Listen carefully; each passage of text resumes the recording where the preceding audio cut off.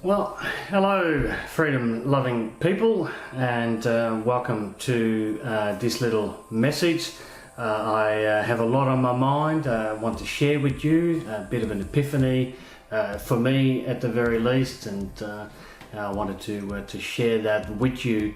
And this message really is about the enemy, and the enemy being, of course, whatever is not good, whatever is false, selfishness, and everything that stands in the way of honesty, integrity, truth, and what is good.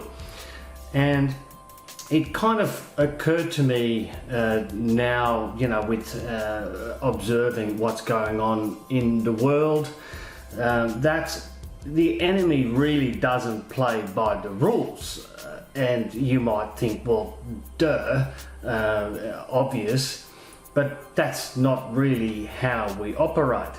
And bear with me for a moment. In the first instance, I'll have a focus on what's happening on the external world, and then I'll draw out some lessons for us, because the same kind of applies within. And there's these two tiers or two levels of existence, and they are very much interlinked. So if you think about what is going on, so at the moment we see pernicious, Fabian, fascist type of rules being imposed and compelled speech in the state of Victoria here in Australia, where now in government departments, employees, etc., are banned from using terms and language like he or she, or man or wife or husband, and those types of things. Well, that's now there. There is a law in place now that kind of stops parents from actually having a conversation and talking to their children about any kind of gender transition, sex change, that kind of stuff, and in any way kind of question what goes on, what is behind the thinking of their own child. I think this is very kind of pernicious and dangerous. Of course, we have a lot of fraud and manipulation. There's quite a few people now that have gone to that have actually been taken to task, being charged with by the officials for overt fraud in the United States. Regardless of what the mainstream media may tell you, there is absolute widespread fraud that is being uncovered and going on. Whether they can prove or show sufficient evidence in terms of the numbers to make a difference to what is the projected outcome of the US election in terms of the presidential race. But it just shows you that there's a whole raft of people that go at any lengths to basically subvert justice and truth, and hide in plain sight a false message. We've been warned about this over and over again, of course, in the past. And you can see this happening now with China. We have obviously free trade agreements. The Chinese Communist Party is not honoring those agreements and now boycotting the import of Australian products. Coal now being the latest in a string of different industries that are being boycotted by the Chinese for basically in retaliation of Australia calling for an inquiry into the origins of the corona SARS-2 virus. And every time you kind of speak up and say, look, we would like to understand and uncover the truth, it's kind of being quashed down. The same is what is happening across the US, where there are people calling openly for everything to be uncovered and being open on the table to see what is actually happening. And what we call scrutineers, they call poll watchers, or people that observe the count of the votes being cast. There's in a few places where on the Republican side it's supposed to be bipartisan, so multiple different sides can all together observe to make sure that everything is above board and open. We have an independent electoral commission here at a state level as well as at the federal level to kind of deal with that, but at least you hope that they are independent. But you have, scrutineers there to make sure that everything is open and on the table and above board. Now, if one side is being pushed out to not being able to see, that is obviously something wrong, right? And Scripture warns us that people that hide and love the dark, that's not really a good thing, right? I mean, we should be able to have the light shine on it, and obviously sunlight is the best disinfectant there is. So there are problems, but the message that I'm taking from this, and the verse that stood in my mind for a while now is that we have to be as wise as serpents, but as gentle as doves. And I think over the years, particularly Christians have been very quiet, placid, going along. We generally have a live and let live approach to things. And if you have a vocal minority or a group that is calling for something, provided that doesn't seem to be too challenging or doesn't impact us directly, etc., we go like, well, we'll go along with that, right?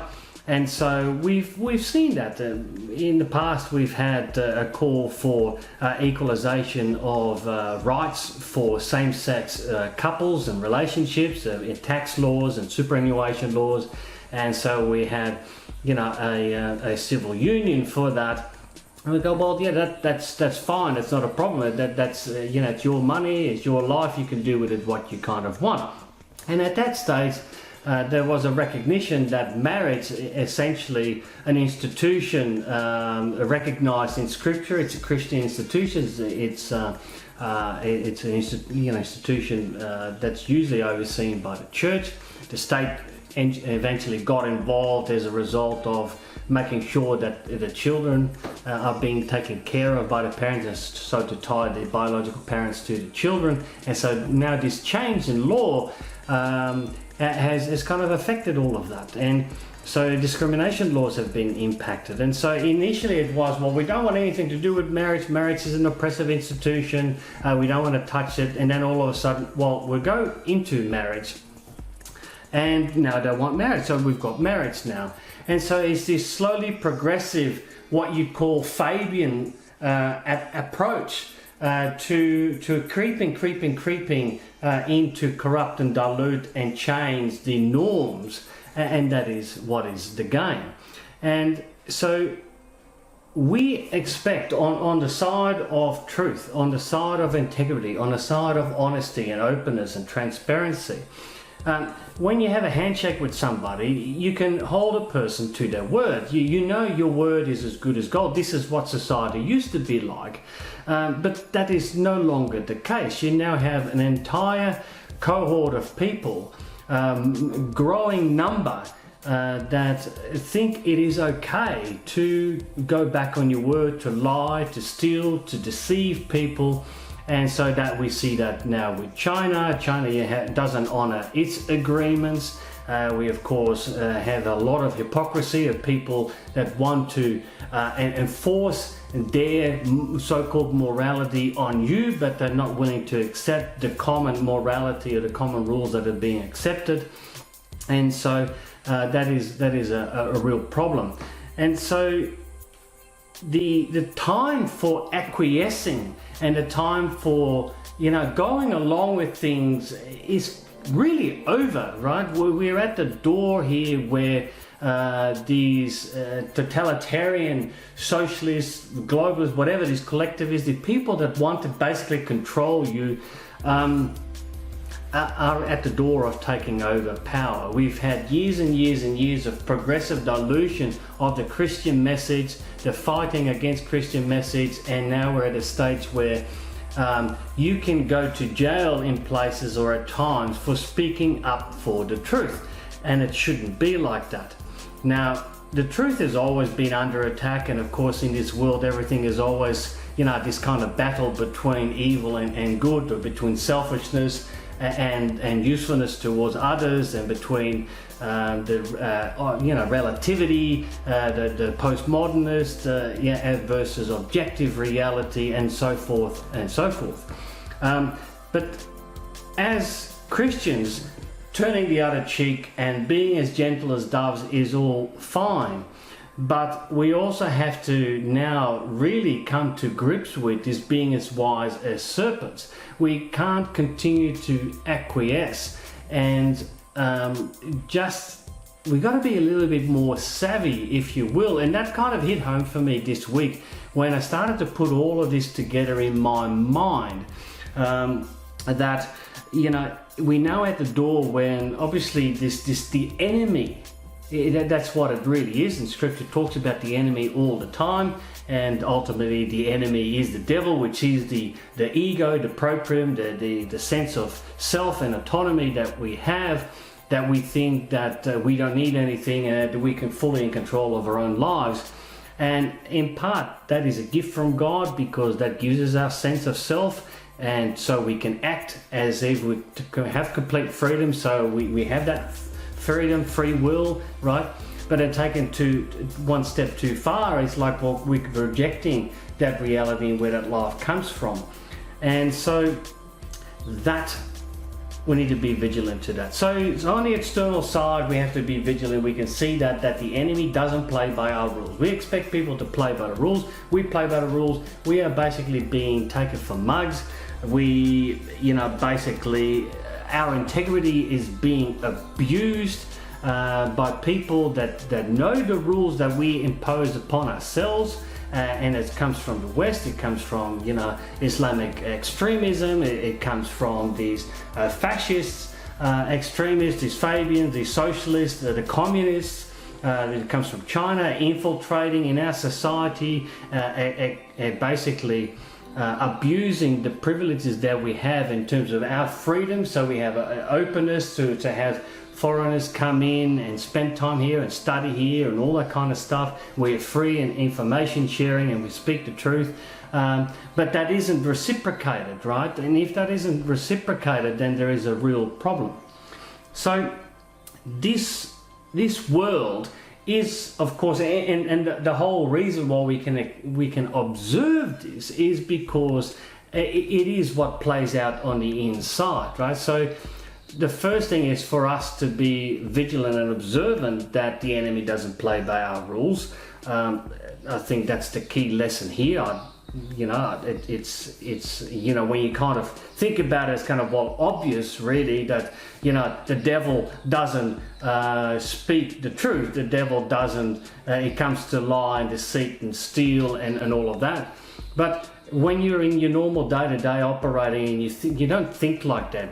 Perhaps we're a little bit naive and trusting, and to some extent that's a good way to be, but you've got to also protect yourself.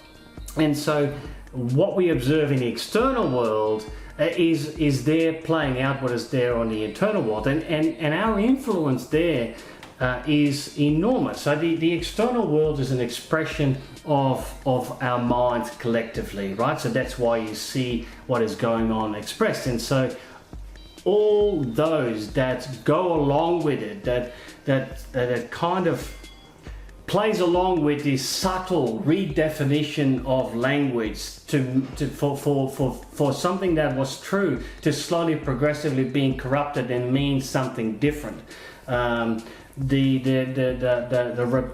repetition of lies, etc., that we kind of think and buy into some of these truths, the undercurrent that sits underneath that to try and progressively express that kind of pernicious control over others and that selfishness. Everybody that plays along or isn't careful about making sure that is it really true and seek it out and have that deeper introspection and has that kind of wisdom about them, is kind of in part of the acquiescence, condoning or even supporting that evil and falsity to grow and express itself. You're really on the side of the enemy in that sense.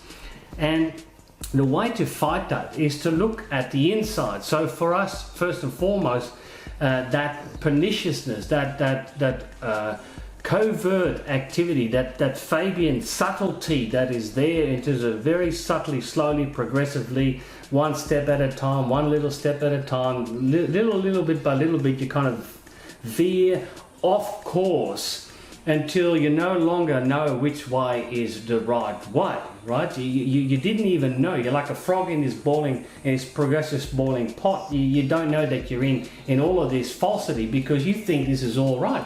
And this is what we see today. We have whole generations of kids growing up with messaging and a false narrative around history, around biology, around the environmentalism, etc. So it's the whole history of religion. It's just all kind of very lopsided, and what is good is being portrayed as being evil and vice versa. And so that is a message for us, right? That subtlety we have within ourselves. So as I said, the external world is an expression of our inner world.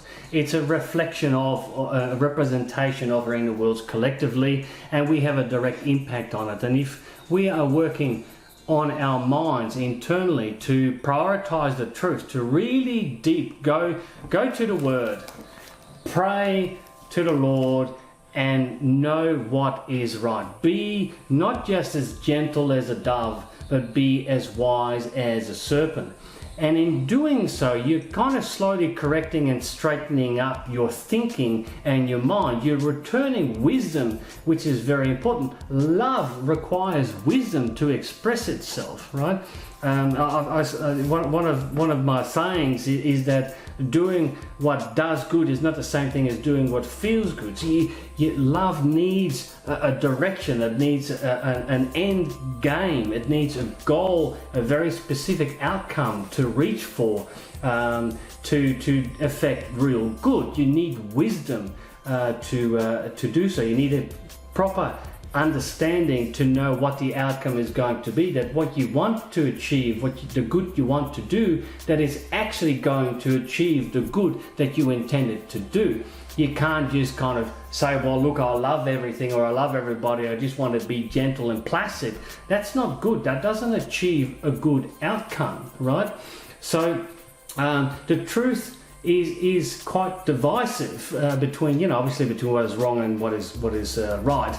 And so that division, we need to be on that edge and accept that you will need to discriminate between what is good and not. And sometimes that means, no, that's not going to happen, that is wrong. And so we're going to have a bit of a boundary. Without a boundary, you've got no form, no shape, and nothing to protect or go by. I've seen organizations basically fall apart and in falling apart, churches in front of me, because they're not clear on what their mission is. They're not clear on where their boundaries are. They keep expanding and say, oh, being all inclusive and everything, but in the end, because you don't really stand for something, you stand for nothing, and so there is no value in what you're proposing, right? That's not wise at all. And so we see that here.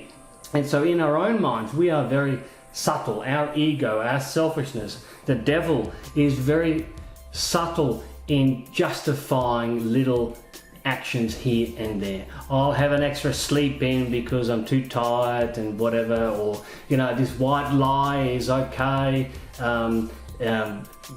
Whatever the justification is, however subtle it is, we have to be very vigilant in our own spiritual path, within our own spiritual introspection, within our own mindfulness, to know that the enemy within is very, very devious, very cunning, very manipulative, very, very subtle. And if we are not on our guard, if we are not actively focused on being wise and appreciate that subtlety, the fact that the enemy doesn't play by the rules, then we are going to get lost. We see that the evidence of that in the outer world. The outer world is the evidence of what goes on in the inner world. So if you think about this, right, if you think about this properly, you will see that the enemy will have you think something that is something that it is not. It will accept you to have something false for what is wrong. So the idea that you are autonomous, independent, have life within yourself is an appearance that feels true but isn't true, right? It's a gift from God, but the enemy will have you believe that you are very important, most important, you are the center of the universe. The enemy will have you believe that you are always right, that you are morally correct. The enemy will have you believe that there is no God, or if there is a God, that it is subtle. And there are 1,000 different ways in which those little hints and snippets and ideas are fed into you from the enemy to make you doubt and consider and dilute your message, or just to sow confusion, right? We have a God that is not a God of confusion, right? So where there is confusion, you've got to be worried that God is absent there. The word isn't in confusion, right? The truth is very, very clear. And so, for one example is that there are people that might speak with spirits, right? Or they believe that they've been talking to the spirit world. I've got no problem with that. But if you think that simply because that message comes from a spirit world that therefore it is right or true, then you're very naive. If you talk to spirits, they might have had 1,000 years worth of practice in terms of cunningness and deceitfulness and lies, and ever so subtle. Now we see that all this force where all these individuals, I'm not saying there is a collective single orchestrated war going on with one person or one devil at the top that kind of coordinates and pulls all the strings. I'm not saying that, but it does sometimes feel like there is a unified body of evil, or a force, a pernicious force against what is true and what is good, corrupting the world, and that it all seems a bit coordinated. But that is because all these areas where people do make those decisions from a perspective of selfishness, from an egocentric approach, they all kind of feed into the same narrative and have that same similar kind of goal in view, and they're all collectively the enemy of what is true and what is good. And so sometimes it feels like it's a single coordinated force, and some outworkings do when they work together, but we have reality on our side. We have what is true on our side. The truth always wins out. It is immutable. God always wins in that sense, but we've got to hold fast to that. Our responsibility is for our inner mind and our personal spiritual path. And I think this lesson was worth sharing with you. Let me know what your thoughts are on it. But it just looking at the external world, the evidence of what goes within, the whole importance of that wisdom just kind of really rang home for me this week, when I just kind of realized that the enemy doesn't play by our rules, that we can't simply be trusting. We've got to be very, very on guard.